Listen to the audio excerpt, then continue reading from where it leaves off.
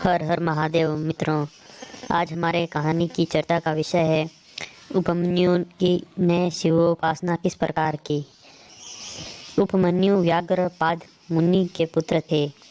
पूर्व में ही उन्होंने सिद्धि प्राप्त कर ली थी और वर्तमान जन्म में मुनि कुमार के रूप में प्रकट हुए थे। बचपन से ही वे अपने मामा के घर पर रहते थे, क्योंकि दरिद्रता उनके अपने घर तो जैसे पैर तोड़कर बैठ गई थी। मामा के यहाँ बालक उपमन्यु के साथ सद्व्यवहार नहीं होता था। रूखा सूखा भोजन भी इन्हें बड़ी कठिनता से मिल पाता था। अपनी स्नेही मही जननी के साथ किसी प्रकार यहाँ रहकर वह बचपन गुजार रहे थे। एक दिन बालक उपमन्यु को कहीं से थोड़ा सा दूध पीने को मिल गया। बालक ही तो थे, माता के पास जाकर उनसे दूध मांगने लगे, किंतु तपस्विनी माँ को दूध मिलता कहाँ से। उसने किसी तरह कुछ बीजों का संग्रह किया तथा उन्हीं को पानी में पीसकर नकली दूध बनाया और बालक उपमन्यु को दे दिया। उपमन्यु अपनी माता से बोले, माँ, यह दूध नहीं है। माता को अपनी व्यवस्था पर अत्यंत दुख हुआ। उपमन्यु के आंसू पहुँचती हुई उसने कहा, बेटा, हम दरिद्रों के भाग्य में दूध कहाँ। हाँ, अगर भगवान शिव की कृपा हो जाए तो कोई वस्तु अलभ्य नहीं है। इसलिए यदि तुम्हें दूध पीना है तो आशुतोष शिव की उपासना करो, दूसरा कोई उपाय नहीं है। माता की बात सुनकर उपमन्यु ने शिव जी की आराधना करने का निश्चय किया। तपस्या के लिए वे हिमालय पर्वत पर गए।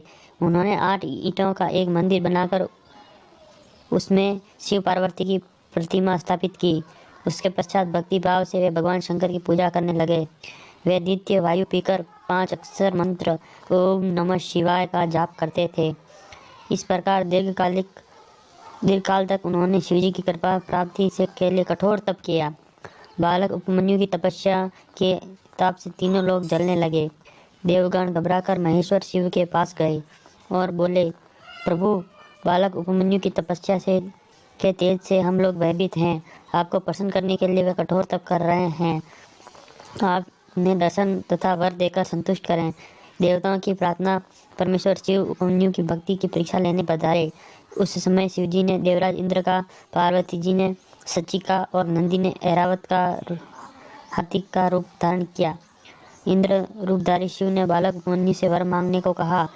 उपमन्यु ने उनसे एकमात्र शिव भक्ति की याचना की। इस पर इंद्र रूपधारी शिव स्वयं ही शिव निंदा करने लगे।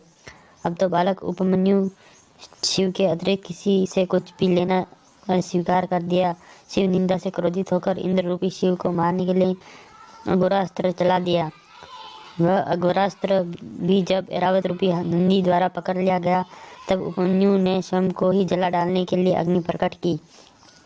भगवान महेश्वर उस अग्नि को शांत कर दिया और अपने प्रति उपमन्यु की अचल निष्ठा देखकर भगवती पार्वती तथा नंदी समेत अपने वास्तविक रूप में प्रकट हो गई।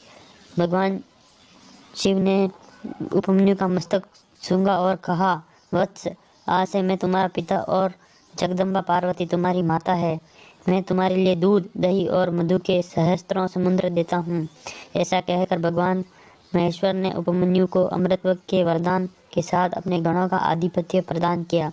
इस प्रकार अपने भक्त को सब तरह से संतुष्ट कर परमेश्वर शिव, माता पार्वती और नंदी सहित वहीं अंतर्ध्यान हो गए। उपमन्यु भी प्रसन्नतापूर्वक घर लौटकर सारी बातें अपनी माँ को बतलाई। माता को आनंद की सीमा न रही। उपमन्यु सुखी और सबसे पूज्य हो गए। हर हर महादेव।